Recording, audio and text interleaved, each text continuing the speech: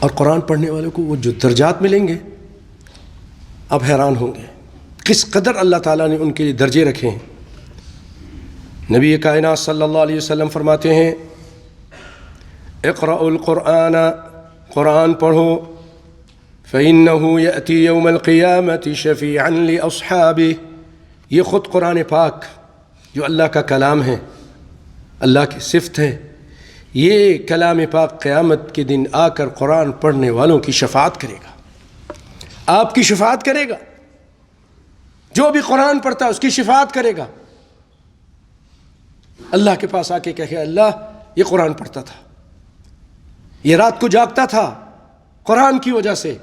اے اللہ اس کو معاف کر دے، اس کو انعام دے دے، اس کو بخش دے۔ شفاعت کرے گا، اگر گناہ ہوں گے کہے گا اللہ اس کے گناہ معاف کر دے، جہنم میں جانے والا ہے کہے گا کہ اللہ اس کو جنت میں بھیج دے۔ تو بھائیو یہ وہ قیامت کے دن آپ کا وہ ساتھی ہوگا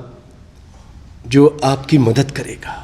اس کو اپنائیے، اس کے لیے ٹائم نکالیے، نکالیں گے، اللہ آپ کو برکت